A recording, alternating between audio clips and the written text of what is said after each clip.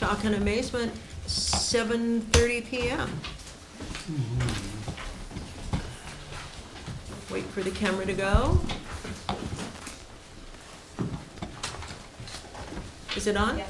This is the meeting of June 6, 2019, Montara Water and Sanitary District. Call to order, please. Director Boyd, Here. Director Marshall, Here. Director Slater-Carter, Present. Director Happy, Here. Director Lohman. Here. Good. There is no president's statement. Do I have any oral comments from the audience? Bob? No. Okay, thank you. Seeing and hearing none, we have no public hearing. Let's move on to the consent agenda. Approved minutes for May 22nd and May 23rd. And with the note that the May 23rd meeting was using the May 16th agenda. Approved financial statements for April 2019. Approved warrants for June 1, 2019. SAM flow report for April 2019. Monthly flow of monthly review of current investment portfolio. Connection permit applications received. Monthly water production report for April 2019. Rain report, solar energy report, and monthly public agency retirement service report for March 2019.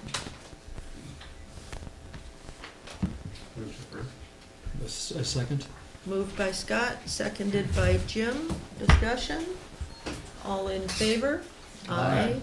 Opposed, abstention, motion carries. Moving quickly along at 7:32 to old business. Warp speed. Warp speed here. Review and possible action concerning draft water and sewer budget. Clemens. Yeah, thank you very much. We actually have Peter Medina here, who's going to walk us through the draft budget. But before I'm going to hand this over to him, I'm actually going to take most of the highlights away and just point those out. So we looked at the draft budget already at the May 2nd as well as the May 23rd board meeting. And we now actually met with the Finance Committee on May 29. There was some changes recommended to the draft budget. Many of those are actually listed on the first page of the draft that you have in the packet. And so when we're looking at the sewer side, we we already have a Prop 218 approved 20% rate increase that is applied for the coming fiscal year 1920. And that will result in a sewer service charge increase of roughly $500,000. However, we have increased financial needs due to an existing lawsuit from Half Moon Bay. We have increased financial needs at the Sewer Authority Mid-Coast site. We're happy they're putting money in the ground, but we have to come up with some of that money. And we also have continuing need to improve our own existing infrastructure, and we actually have a presentation coming up as a second item from Pippin, our sewer engineer, particularly about that topic and our infrastructure needs, how much we need to put in the ground to stay on top of things. Unfortunately, that results currently in, I can say, a significant cash flow deficit. We have quite a good amount of sewer reserves that can offset some of the increased cash needs for the fiscal year. When we did the last rate study in 2017, we already identified the need to assess the rates once more for the fiscal year 2021. So we know we're going to have a sewer rate study coming up in the next fiscal year.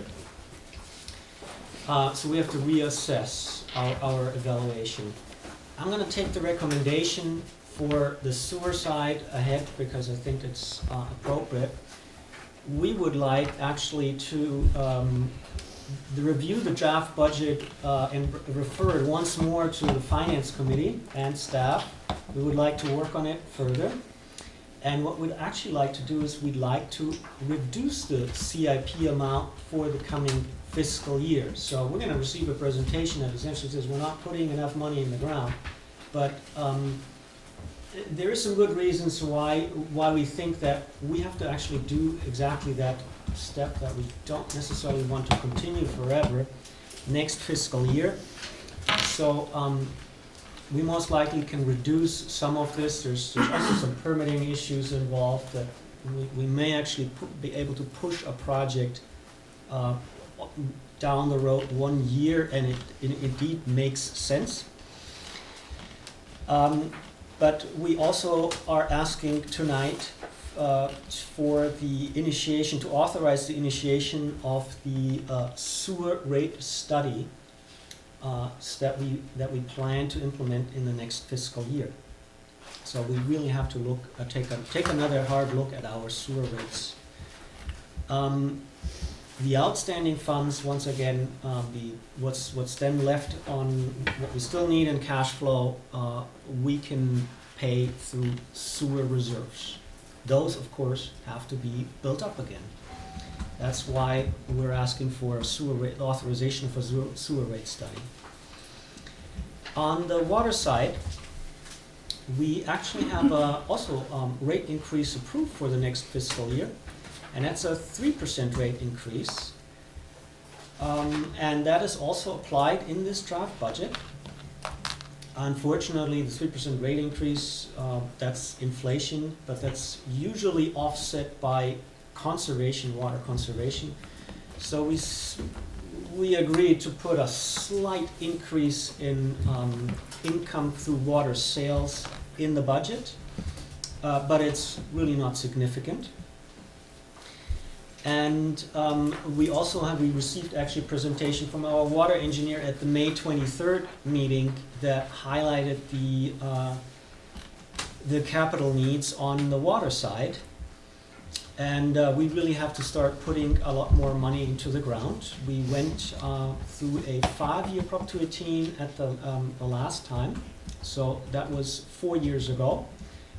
We had some assumptions that didn't turn out to be true, the number of connections, for example.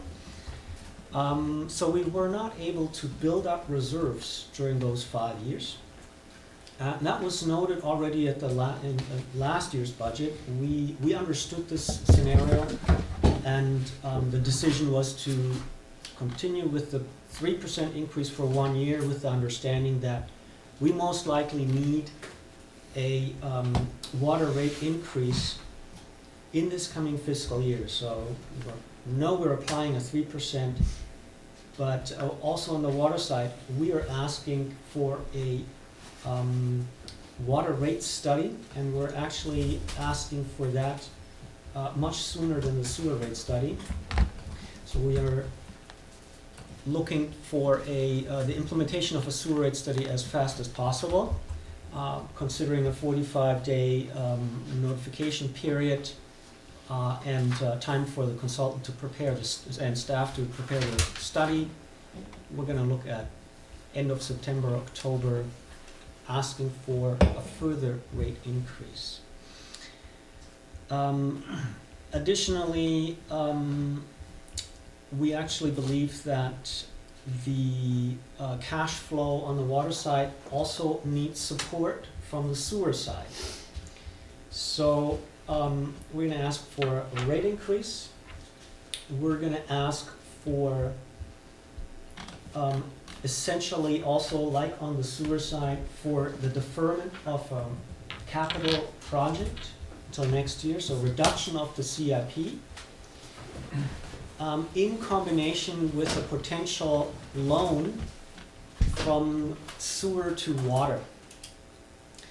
So the recommendation, I'm going to summarize the recommendation that I'm going to have for the budget. It's to refer it once more to the Finance Committee. We ask for authorization to the District Council to prepare an interfund loan not to exceed $500,000 from the sewer to the water fund. We're asking for authorization for the General Manager to initiate a water rate study to be implemented in the fiscal year 1920. as well as the authorization to initiate a sewer rate study for the fiscal year 2021. So the current plan is to get together with the Finance Committee as soon as possible and then bring finalized budgets and capital improvement programs for adoption at the June 20 meeting. So it gives us really a week to put this all together. Yeah, that's the recommendation. With that, I'm going to ask Peter to walk us a little bit through the actual draft document. Would it be possible to lower the blinds on the two windows? I think I remember this.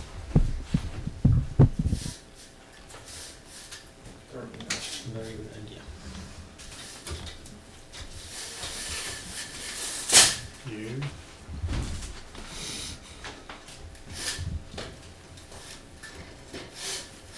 We should get you some sunglasses, Rick. I lost both pairs this week. Oh, Good evening. My piece would really just talk about the process, if there's any questions regarding that. Clemens has covered all of the highlights regarding the operations and capital needs. There's really nothing more for me to add outside of what Clemens has put in place. If there are specific questions, I'm perfectly able to answer those.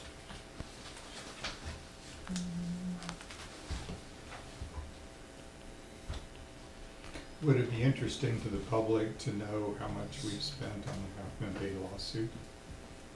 And what our projection is or anything like that? Is that an interesting, even just in rough numbers? Yeah, we looked But at we're that. talking about raising rates, I know, Yes. $300,000 or whatever. This past fiscal year, it was around $150,000. Tell you what it's been so far. What it's been so far. Through April, we have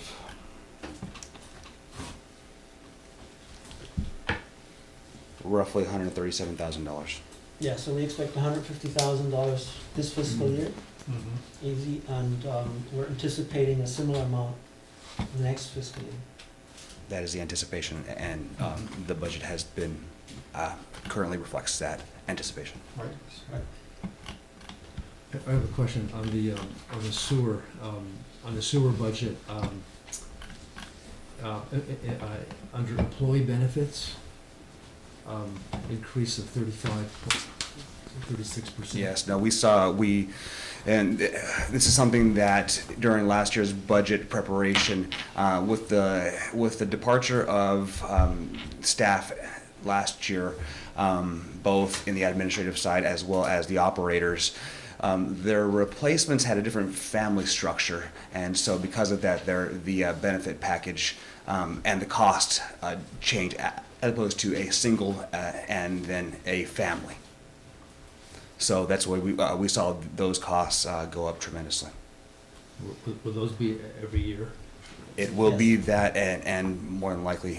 but it won't be a more. 35% increase every year. It No. will stay No, with that jump and then, If staff stays put and yes, it should stay. It should be consistent. And then I've got three more quick questions. So the conference attendance, 67% increase for sewer. Yeah, this was discussed as far as with the new board members possibly attending more, and also Clemens also wanting to attend more conferences and be more of a presence. also, it was discussed that we wanted to have this district have every board member attend enough to get the transparency award from CSDA. Correct. And then underwater, the water quality engineering, 250% increase. Yes, I believe Clemens would probably be better answering this question posed to myself, but he said we've seen a significant increase this past fiscal year, something that we did not anticipate, and has a number of the cause behind it being, Clemens would probably be Yeah, better. so, I mean, I'm simply gonna refer to the last meeting's capital improvement presentation. We talked at length about the increased regulatory requirements that also result in essentially required capital improvements through the state. So what you see reflected is, we talked about, for example, the high staff turnover in the past 2 years, 4 different staffers that needed guidance, that come up with all kinds of requirements. That's reflected, and then we also anticipate additional work on the water side that is related potentially to the Caltrans right-of-way acquisition. So how much of the water quality engineering increase of 250% is by state regulator? What I think what I have to look. amount is due to state regulators? So it is the year-to-date cost plus 50,000, So, and the other cost that I just mentioned, 150,000. This is listed in the changes in the first page. so how much of that is due to state regulators? I don't understand. All of it.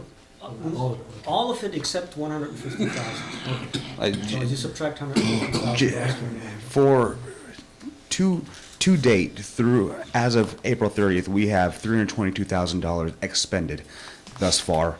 And coming into the year, we had a budget of $100,000. And so it's something that we were not prepared for All right. and did not anticipate. So, and as far as next year, it's expected to be equivalent. That'll be the same next. Wait, and my last question is, underwater, maintenance and treatment, 400% increase? Maintenance and treatment. That is the maintenance and treatment, without looking at the line item, that is the addition of nitrate removal plant for the Airport 3 and the associated maintenance and treatment cost. Ultimately, we have to run 2 treatment plants out there right now. Yes, yeah, the percentage was, yeah, 400% is it. The budget for it last year, we saw it come up this year. $4,000 was a budget, and we're currently at $20,000. We're just trying to get ahead of it this year with this year's budget. Is this a one-time operation, or will this be every year? No, This amount? this will be every year. Every year? It'll be $20,000 every year. That's right. So next And year that it'll be is, zero. well, let me say it will be $20,000 if we do not run the wells, Okay. which we plan to do. Okay. If there are emergencies and we have to run these wells, you will see this cost go up significantly. All right. Okay. Scott? Eric? Well, to help with Clemens and everybody, I'll give you a little bit of analysis that I've done. I took 2013 as our baseline to kind of give you a perspective of, or give myself even, perspective of certain categories where our biggest increases are. Your 2 largest dollar amounts in the operating side, and this is water, this isn't sewer, is personnel and engineering, right? To give you an example, the change from 2013 to today for personnel is about 49% increase, almost 50%. But engineering has moved 581%. So that'll kind of give you a sense of where the dollars are going. So I just tried to do a quick analysis more at a categorical level to give us a sense of where the larger dollar items are going. And based off of Clemens and Peter's comments, that'll help maybe give you a sense of where most of the big dollars are going. Some of the other smaller categories had some, like treatment was a good example, but it's not a big dollar item when you look at it compared to the others. So treatment went up 155% between 2013 to where we're at today. And this is a year-over-year change. That's right. And on the personnel cost, a large percentage of that is, a big chunk of that is the addition of a water system operator, which hasn't happened yet. Yep. So- Right. That was discussed last year and adopted as far as implementing a fourth operator. Has not happened this current fiscal year, but is still the budget actuals for all of personnel costs are much lower on this on the water side because of that. But it's still the hope to hire a fourth operator. And then the last thing I want to point out is that our revenue stream on the operation side, the change is basically only 16%. So revenue's only going about 16%, and overall, we've got some large ticket items basically, or categories that are moving at a much faster rate. So we can at least see that from a categorically. Sometimes we don't see that when you're looking at the individual line items. So try to look at it more from that perspective. That's all I got. Okay. I think I'm gonna talk more about the future and the analysis of the rate studies, and looking at the Half Moon Bay versus MWSD et al.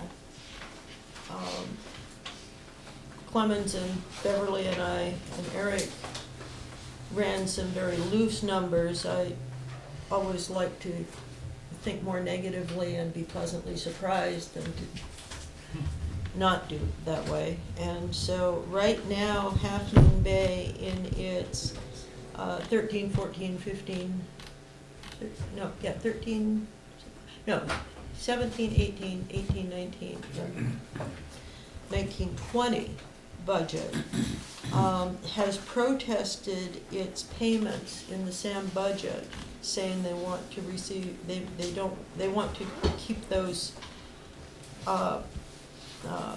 as a negotiation item or a lawsuit item, and that comes to about $6 million total. If we take, that was for the budget. So if we divide it into a 60-40, Montara being responsible for 40% of it, we're looking at $2.4 million.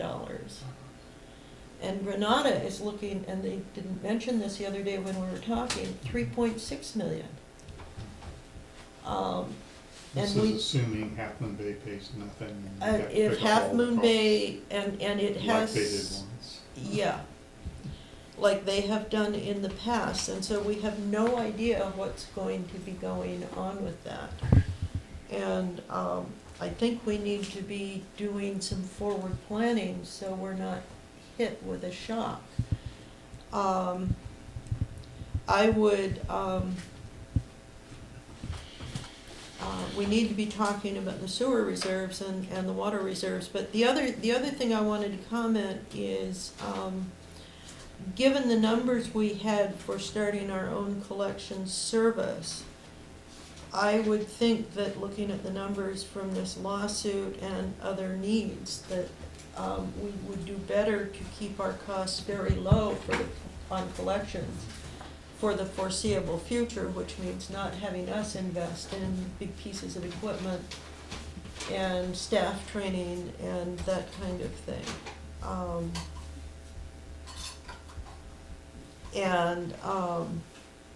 So I think if we have to have it as a agenda item in the future, I would like to have it as a specific item, but otherwise, we gave direction in April just to continue on for the status quo for the next year, and I can see that would continue on as that.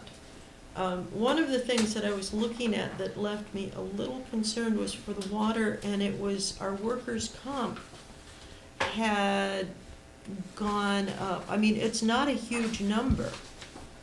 I'm wondering if our mod rate has gone up or what happened. Because I know you've said that our crew has been doing just a superior job in not That's right. taking care of that. So is this a problem with the state? So this is not due to injuries. This is a general rate increase, but I have to look into it and see what the reason for the rate increase and get back to you on that. Okay. Looking at the rates for the year as far as when tracking it for the year, it stayed the same this year, but it was quite a bit higher than what we had anticipated. So our mod rate was the same, but the cost is higher. Correct. Right. Sounds like the state's having problems, again. They just want money. Okay. Any more comments? Should we move on to water then? Even though we were trying to cut, we Or sewer. sort of, we were doing sewer. Clemens covered all of it. Oh. I'm I know, but you're kind of the general budget, and he had said we're gonna be discussing water next. So, where are we on this agenda item, Clemens? Well, I think, I mean, I stated the recommendation, and Peter is essentially available for questions, so we're asking the board to bounce any questions that you guys have off him right now. This is the opportunity before we look at this once more with the finance committee. and Which is hopefully bring it back in tomorrow final morning, form. so ask your questions. Yeah, so Right. please refer to the finance committee, we're gonna look at it anyways. yes, the goal is to adopt on the June 21st meeting, I believe. 20th. 20th. So it said we will meet tomorrow, to smooth over any last questions that we have, comments that came up from the last finance committee meeting, comments from this meeting, and hopefully get a very solid looking draft tomorrow for me to clean up and get into a package for the board. Can I ask a question? How much are we going to be transferring from reserves on this budget? Okay, so, once again, so we have two, so on the sewer side, Yeah, I'm sure. it currently suggests that we would transfer $2 million to finance our operation and capital improvement program. However, we're gonna get this number down tomorrow. Once again, the idea is to defer project, and that's actually gonna be on the sewer side is significant. I think we're talking about 930,000. We're gonna look at that with Pippin in the upcoming agenda item. So the idea is to reduce that significantly. And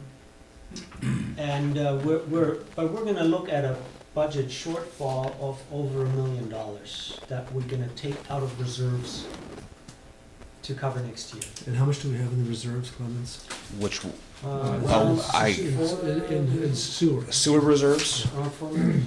Sewer reserves, $4.4 million. And water? Water is, we have about $1 million. Well, this is operations reserves, so. Oh, sorry, I'm sorry. We gotta be. Operating clear on- reserve, sorry, $46,000. It's- Yeah, $46,000, so nothing on the So, water so side. what do you mean, operations versus regular reserve? Can you explain that, please? Yes, We have a need number, sorry. money in the account to pay bills, and we have to offset variances in the cash flow, and so we need simply money to do that.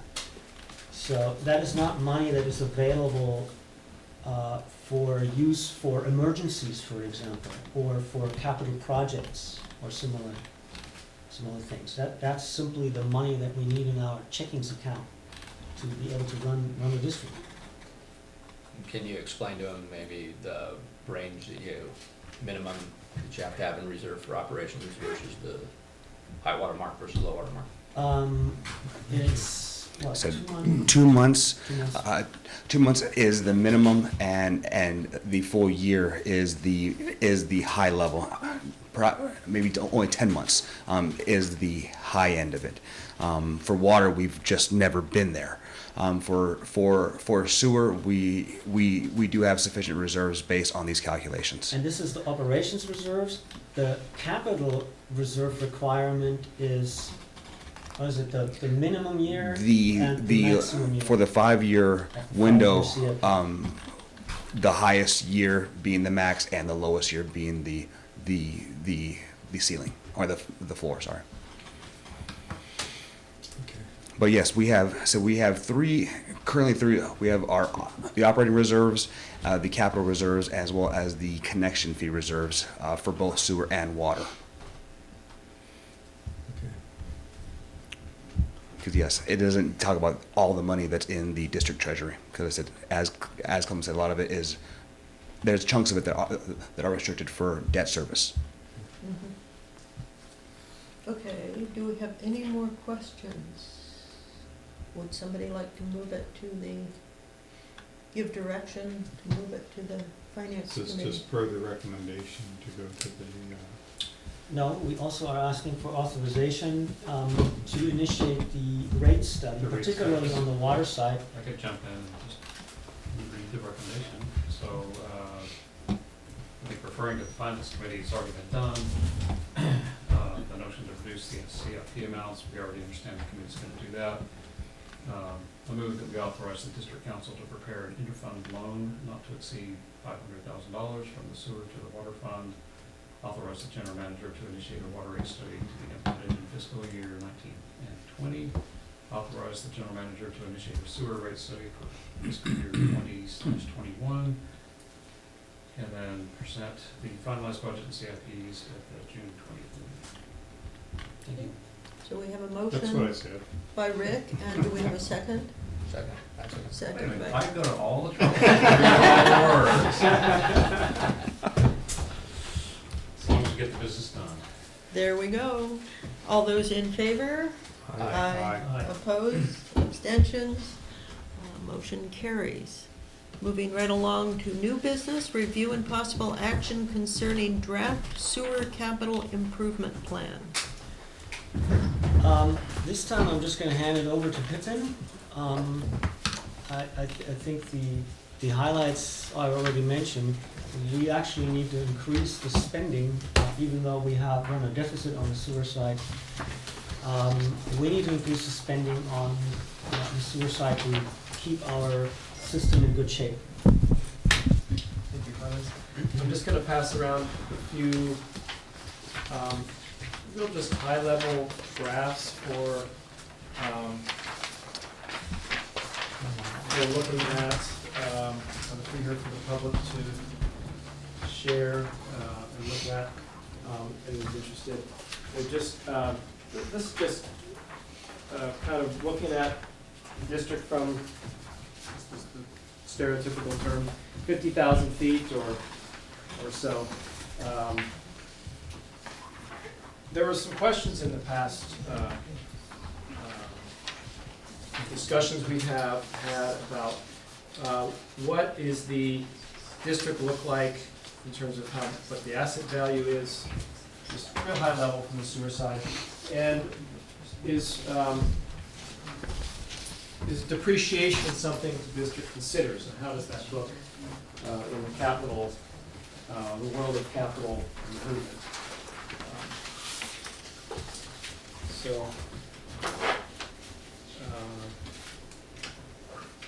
These are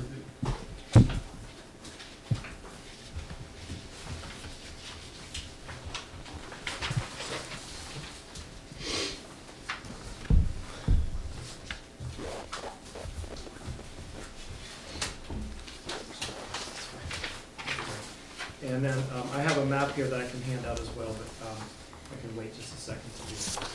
So, we have a staff report here. We have a staff report here that Clemens kind of took the highlights from, and I can kind of fill in the numbers a little to give you some perspective. Over the last 5 years or so, we've been seeing an increase in construction costs that have outpaced inflation to some degree. Clemens mentioned the water rate increase of 3% is about inflation. We've seen construction costs climbing at between 4% and 6%, varying year to year. But with that in mind, over the last numbers of years, we've had a look ahead on the capital program and incrementally have been increasing the scope of projects, and kind of in the simple description, we often have a neighborhood project with the smaller pipes, but there's occasional times where our budget, we'd like to plan for flat spending, but where we have a bigger project we need to save a couple of years for. So we have spending for a large project on the highway, for example, or maybe a big pump station has to be rebuilt, and it's kind of done all at once. And so last year our budget was over $3 million. And this year we had projected and we're targeting to drop about 20% and ask for about $2.5 million, which would cover capital work, pump station repairs, radio communications, or the general categories for electronics improvements, as well as a targeted video inspection and spot repair program. But as Clemens mentioned, there are various factors affecting the district's expenses this year. And also there's a regulatory challenge we find periodically. Every time we go to work on the highway, Caltrans is extremely slow in doing their reviews. It so happens we have that situation with the next phase of the Cabrillo Highway project, which we've been planning incrementally since 2012 to rehabilitate and replace the pipe from Montara pump station here all the way up to First Street, or the Canoff pump station. And so Caltrans this year said they wouldn't extend the existing permit. The next pipeline segment would have to start a fresh permit. So that takes 6 to 9 months for that process usually. So it works well with the coincidental need that the district would prefer to spend funds on other aspects this year. We would hope then to try to target around a $975,000 capital as our project range for next year. That would include some pump station repairs and a much more scaled back pipeline project. We'd have to then offset some of those pipes that weren't being fixed. When you delay them, sometimes you have repairs that come up more often. So we'll probably have to increase our spot repair rate. These graphs that I handed out are kind of a visual for this next paragraph, which just kind of addresses the questions that was asked before. How does the district look on the big picture of what it's worth on asset value in today's dollars if you were to buy it new? And does depreciation work as a budgeting tactic for sewers, as a real just broad high-level approach? It has a merit to discuss, but as I'll kind of point out here, it's a little bit of a mathematical exercise. The first bar graph kind of looks at the major categories of the district. We have about 27 miles of gravity sewer, about 575 individual structures, 5 miles of force main, 13 major pump stations, and 29 smaller grinder stations. The camera is focused on you. Could you hold it up? Oh, I'm sorry. So folks can see So it? what the board was holding up is this graph here, which shows the relative dollar value with about $60 million of asset for the pipelines in today's dollars, several million dollars for structures, force mains about 17 million, about 16 million for pump stations, and just less than $1 million for the small grinder pump systems. And some years ago, the district set sort of a really broad long-range goal that's kind of consistent with the ages of how long these types of infrastructures last. Of probably 100 years is a good outside lifespan for some of these systems. So if the district was largely built in the 50s, I used arbitrarily 1950, not to be as an exact date. I think it was more like the late 50s, 58. But for discussion purposes, if the district was largely built around 1950 or 1960, then to have a long-range goal of most of the pipe infrastructure replaced by the year 2050 or 2060 would be sort of a really long-range goal. Now, if the district was taking today's dollars and dividing them evenly every year, we'd be spending between $1.25 million and $1.5 million a year. But what this graph with this zigzag line on it versus the straight line represents is that the first 20, 30, maybe 40 years of the infrastructure life, particularly pipes, you don't have to spend much on it.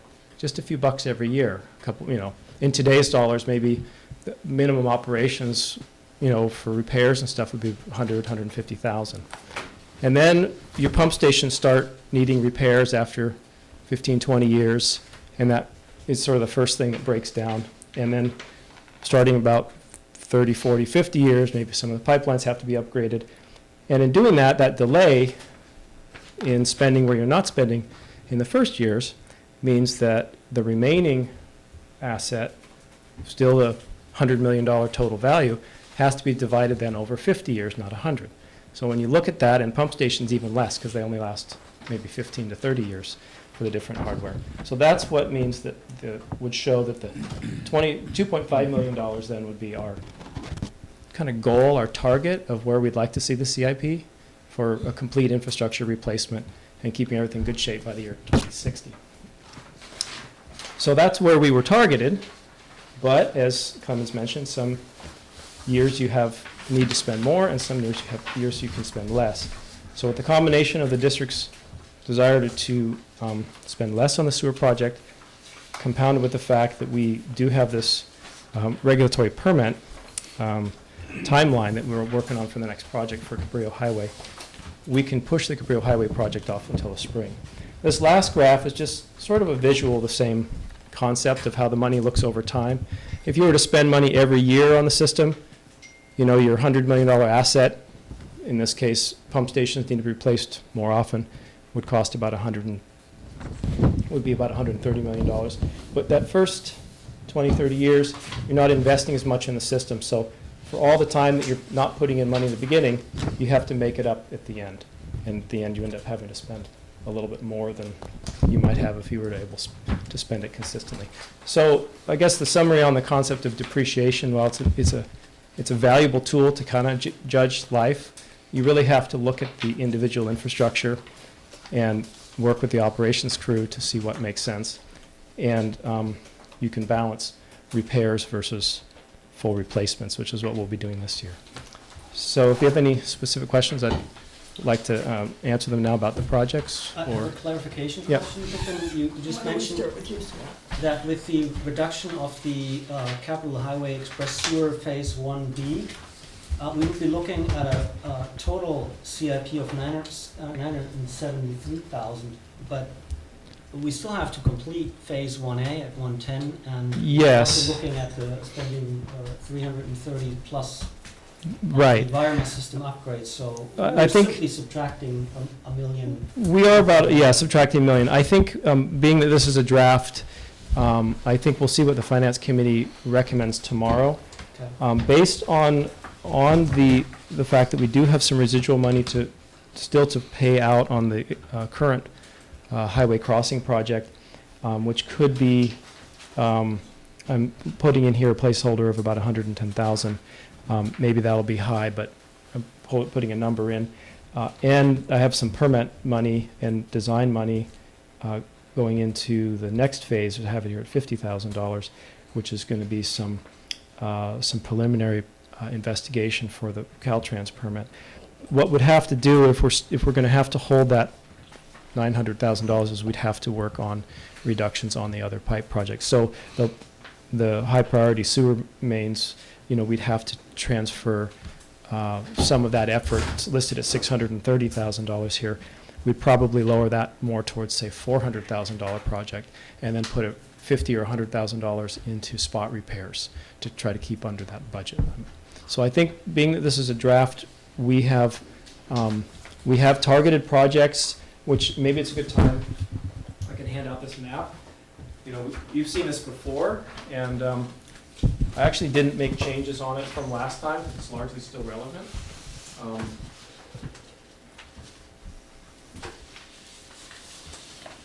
This is a map that shows kind of targeted work in the district in different areas and when we might get to it. And some of the work that's on here, I'll just take, you know, there's one line on here that's kind of hard to see, for example, because there's two pipes and the color didn't show up well. But say, I'll just use one example, Virginia Avenue. Virginia Avenue is a project that has been on our radar to do for some time. There's different types of rehabilitation methods. That particular one, we're going to have to dig up the street as opposed to a pipe bursting, because we want to improve some flow performance. But there's nothing inherently wrong with the majority of that pipeline is round and transmitting sewage. It just needs to be cleaned more often. So this example where if we don't do this, which is currently, in the blue year, 1819 or 1920, it's kind of our current targeted time to do that, I would be probably removing that from our goal this year and focusing on the SAM crew, if we're, working with them, and say, this is still on your hotspot, clean it every 2 or 3 times a year as opposed to just the once a year. So, we trade off less capital, but we have to have a little more operation and maintenance. This is a guideline for discussion purposes. One reason, that I put it on here is to show kind of the long range, working up Cabrillo Highway. There's some fairly extensive bits of work, and for discussion purposes, we put some of these out, 26, 28, for example. So we're still, 5, 6 years away, 8, 10 years away from some of these projects, but we're trying to have that long range look so we have an idea when we talk about a rate study that looking forward we recognize we have these type of projects that we need to save for and build up those reserves. Scott, you have questions? Just really one, on the legend, you have other pipes at the top. That's what, an orange? What's that suggesting? It's one of the downfalls of GIS. You can spend a lot of time filling in the blanks. So if a pipe has either already been rehabilitated, we probably should enhance the map to show, recently rehabilitated, or they're just not in the capital program, for example. We don't have a targeted date to replace the airport force main. There was a little bit of repair done at one end of it 5 years ago, but that one there, about 10 or 15 years ago, there was a problem on the discharge end where it was oxygenated, and there were some repairs, and I think we replaced about 300 feet of it.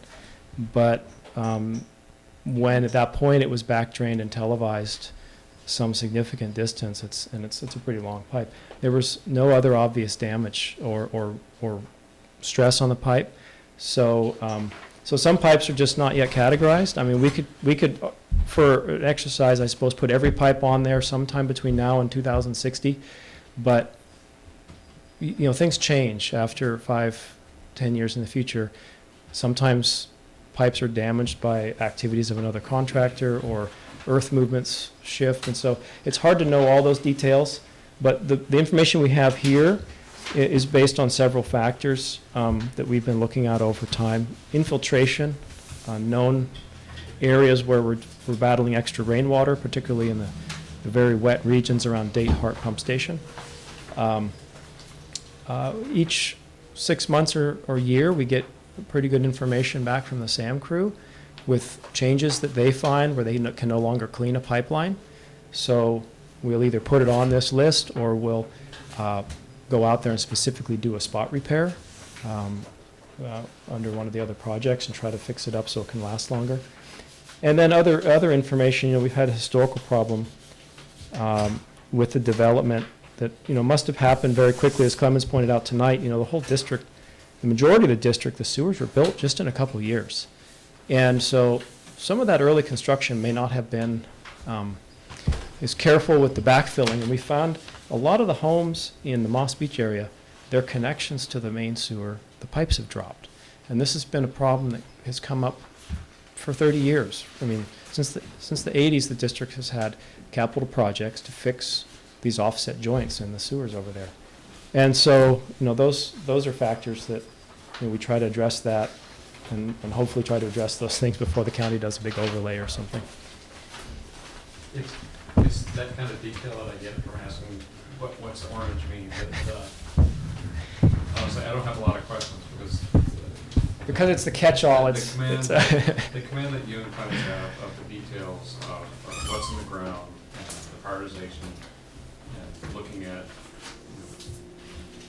what the right order of operations is, and understanding the places where we can make trade-offs against fixing, replacing, or putting a little more attention into maintenance to try to juggle all this stuff. That's the kind of thing that I think The district's been very good at it for a long time, thanks to you guys, and that's why I don't have a lot of questions, because I'm seeing this on display. Thank you. Eric?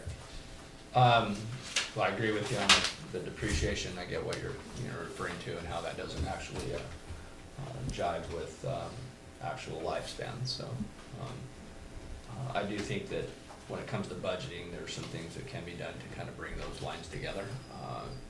But we're also limited in regulatory requirements as well. So sometimes what looks easy in the math doesn't always come out when you look at all the rules that come around it. So, Right, that's a good point. I think it's puts basically all the districts in almost in a negative territory because of those regulatory requirements. Because when you look at it from a financial perspective, if you can kind of project that out and save money accordingly, you might be able to guess a little bit closer.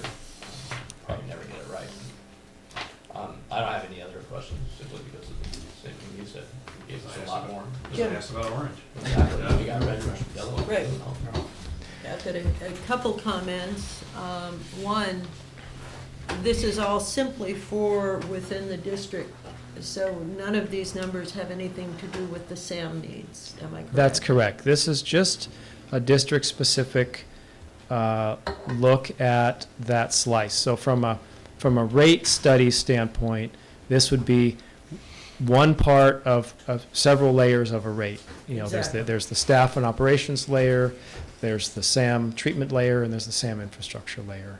Okay, and when I came on this board, there was a huge concern, Bob will remember this, about the pipe on the ocean side at Valamar Bluffs.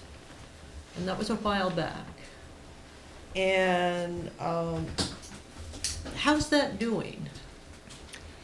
It has grit this year. The staff has asked for a more detailed look at it. Some of the grit, could have come from the manhole lids and the heavy rains. We don't have information that anything significantly moved, but it is a very challenging place for the crews to clean. But at this point, we haven't seen a significant change. It is something have in the back of our minds, as well as, I'm sure yours being on the discussion. There's sort of a long-term engineering solution from my perspective, which would be to either all at once or one by one move those houses on a grinder pump system up to a pipe in the street, maybe in the old SAM force main right of way or something like that. There might be some room to negotiate into that easement or something. Something we might want to look at is as people are remodeling these houses. That's Yeah. what we're doing. Yeah. But removing the line also removes a little bit of flexibility that it provides to drain the Weimar pump station into the Montara pump station. That's something that we would lose at that point. Yeah, The that's erosion true. simply hasn't progressed at the rate that we were concerned about. So Yeah. we have. Thank about- you. Yeah. No, there's been no physical change Whoever, thank we're you. aware of at this point, yeah. Okay, and just for the public, I would note that some years ago, when LAFCO and the state decided that every agency needed to have its municipal services review every area, and every agency in the area needed to be part of that, there was quite a bit of discussion at the agency level, that the state would actually take reserve funds if they weren't specifically allocated. And so when you look at particularly this Right. graph, Right, the easy solution is, we should be saving money here, yes, so we have it to spend here. right. That's a common household, business, common sense thing to do. Unfortunately, if a district saves money here, the state comes in with its little siphon and goes, we will reduce your property tax dollars that the people in the district are paying for. And so the rates won't change here anyway. They will, the state will, send it off to what they think is a more important use for that money, and, that's always based on a discussion between unions, lobbyists, and the state, and so on. Everybody, and eventually pays. So what makes common sense, as Greg was saying, in the regulatory vein of things, doesn't seem to work at state level government, and that's part of the conundrum that we have to work under, so. Well, let's see, we have a, refer the draft sewer CIP to the Finance Committee and staff and adjust as needed to accommodate the cash flow for the coming fiscal year. Do we have a motion? So moved. A second. That was Scott and Jim. Thank you very much. All those in favor? Aye. Aye. Opposed? Hearing none, and no abstentions, motion carries. And now we are moving on to reports. Sewer Authority Mid-Coast Side meetings. The most important thing that has come out of this is that Beverly Marshall, the GM, has decided to move on to another job at a larger agency that has, it's a JPA, and it has some really exciting things in the works, so I wish her well. We had hired tentatively an interim general manager who sent a note out today saying, I've withdrawn my application. Dan said that? Yes. It is That's not a good thing. because of the I take back CalPERS. my earlier cheer. It is because of the CalPERS regulation that says he can't work so many hours over the course of any particular job. And he's just decided he doesn't want to deal with that. And so we have the engineer, Keishan, has very kindly offered to be the acting general manager for as long as is needed. And so as board members, we need to be very kind, because we wouldn't want to be stuck without one. Other than that, the SAM budget is moving on. I don't believe Granada has yet approved it. Moving on to Mid-Coast Community Council meeting, I have not been following that. I have nothing to report. CSDA. CSDA and LAFCO have had no meetings since our last report. Okay, attorney's report. Nothing or anything. Director's reports. Hearing none. I will make a director's report, and it will be in combination with the general manager's report. Yesterday, one of our staff members was in a very nasty car accident on Highway 1. He was able to walk away, and again, there are many things this district can be grateful for, and that's one of them. The community, there was a resident who actually witnessed the accident, and our staff person was involved but had no fault in it. It was somebody making, I think, a lazy turn from the street onto Highway 1. And so Clemens, now we can go on to the director's reports, but I think as board members and as a community, we can just be very thankful that our staff member was not injured, and wish him well. Yeah, thank you. I'm gonna add to this, this of course could result, for example, in a workers' comp situation. It's very important to us to make sure that everybody involved is safe.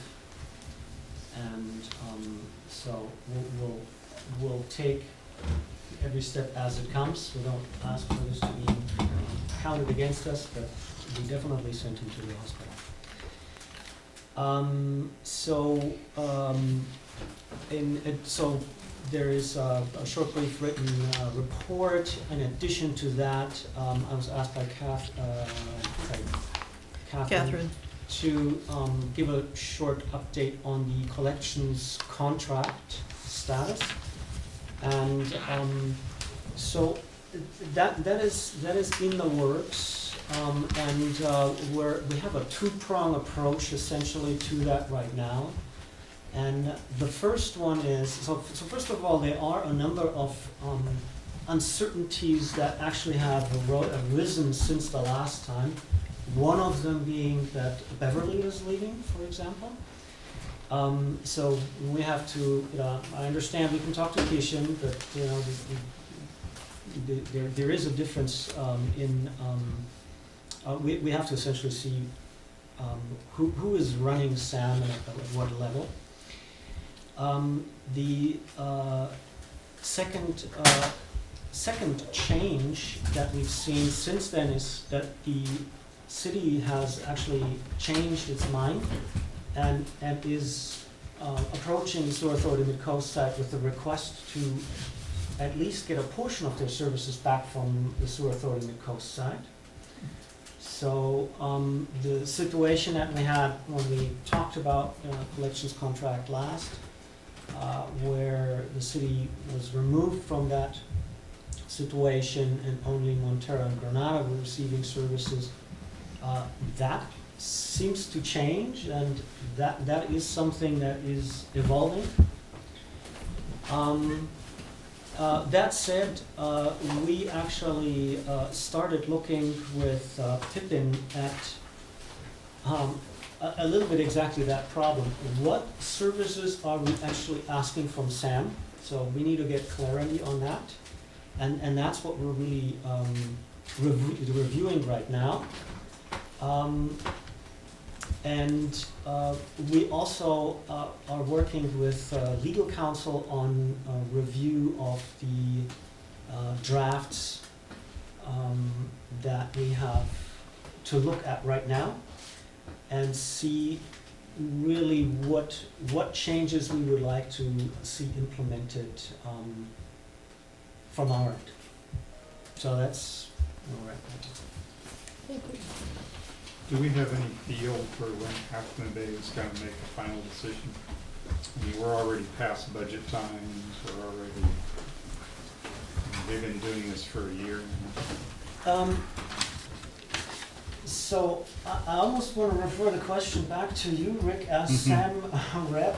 It's my understanding that there is going to be a discussion coming up at the next meeting. See something finally? Well, I haven't seen the agenda yet, but it's, I believe on Monday we have a SAM meeting. We do. There may be even a second meeting this month. I expect that this question be discussed before July 1, the start of the fiscal year, and there should be a decision made. So hopefully we get clarity on that very soon.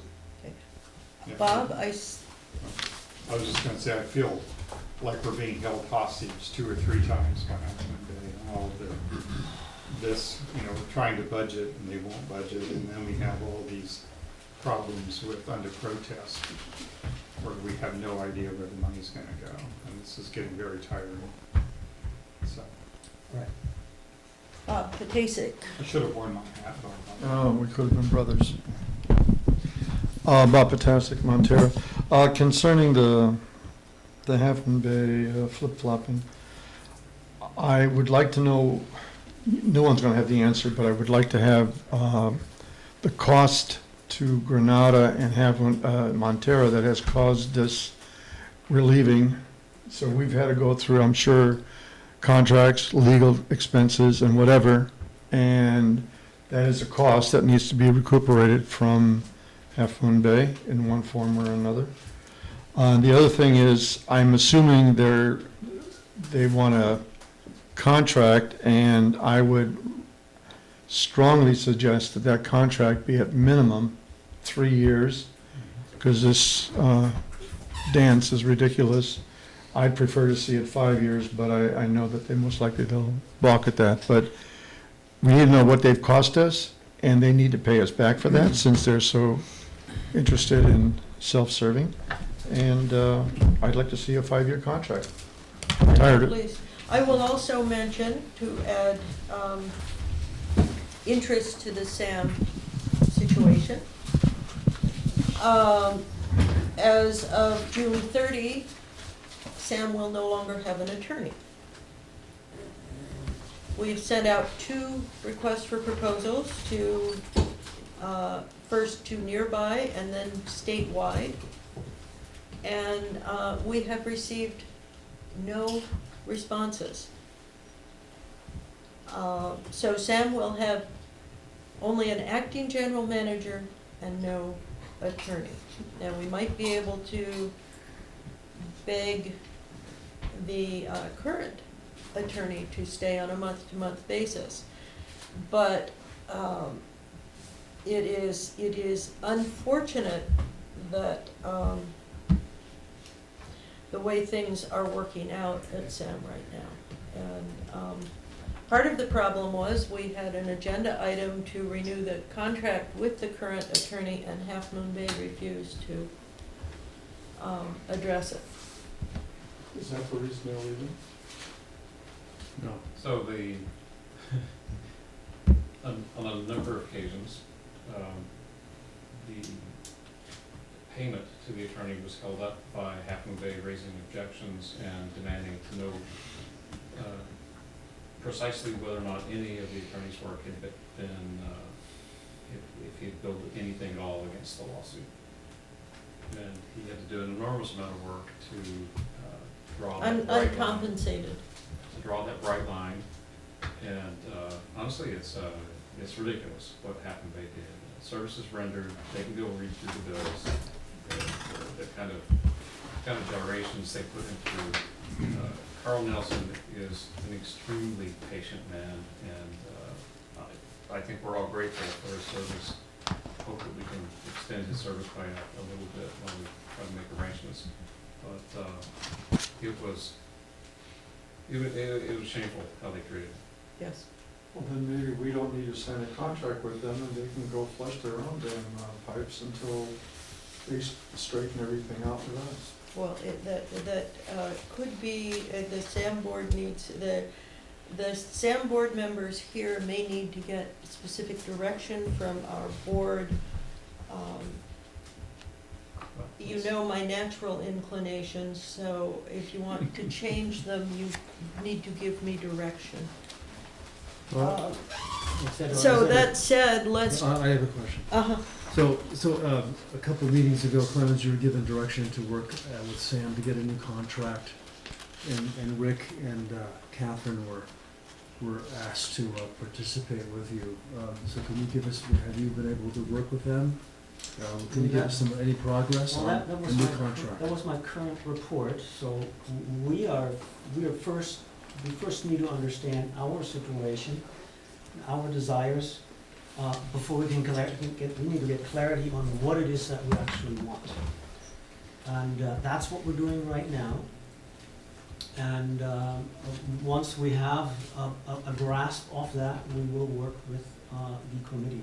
So Rick and Catherine, have you worked with Clemens? Do we know, are we in a Well, direction where we know what we I think want? our problem in this is we're stuck in the middle of, it's my understanding that I don't know if we can even create the cost of a contract without knowing what Half Moon Bay's participation is. That's just my thought. I don't know if that's true, if we can proceed without Half Moon Bay. we can. Completely. The way that General Manager Marshall had set it up was on a, looking at what each district was requesting and then figuring the cost for that. Unfortunately, you can't compare the cost between Half Moon Bay and Montara and Granada because Half Moon Bay wanted their cost quoted in a cost per foot. And Montara and Granada, it's a much more straightforward way of looking at the costs. But first we need to figure out at this point what we need to do. And so I think we're working, Clemens and Pippin are working on that first. As you mentioned, there's some pipes like Virginia Street that need further attention, maybe more frequent cleaning, so. And then with General Manager Marshall leaving and having only an acting, an acting general manager. Unfortunately, Keishan is the engineer, and so it's going to take him away from the work he really needs to be getting done. So, because Pippin does an awful lot, or I'm sorry, not Pippin, Keishan does an awful lot of fine engineering work for Sam, and so it has, well, I won't say what my young son calls it, but I will say that my husband calls these things a soup sandwich, which it means a big mess that is not easily sorted. So Sam is gonna be fun. Well, for those who haven't been from the Midwest, it took me a few years to figure it out. I kept thinking he was saying soup and sandwich. But anyway, so that's where we are. Moving on, future agendas. We didn't create any future agenda items tonight. Did you I text just- Gary one or two? I'm sorry, Did you text Gary one or two? So we hold will, on, Catherine, I just heard you actually asking for a future agenda item, which is, Valamar. the topic of collections, in regards to Half Moon Bay and Sam. Is that, did I understand that as an agenda item? or- Yeah, I like I mean, that. it's a Okay, question. okay, Yes. let's do that then. Okay. And, so we- and Rick, we- since you're secretary, right?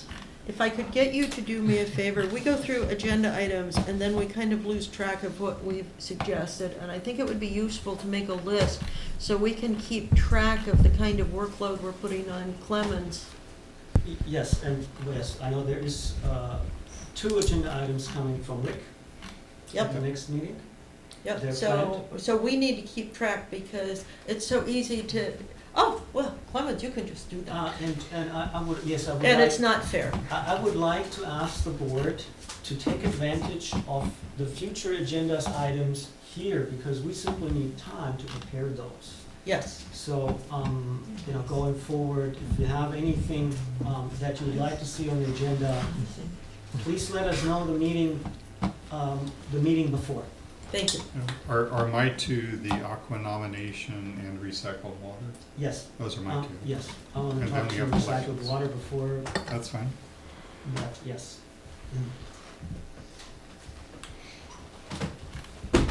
Good enough. We will, not adjourn, but we will, move into a break and, for about 10 or 15 minutes, and then we will convene in closed session. And thank you, everybody. Thanks. So.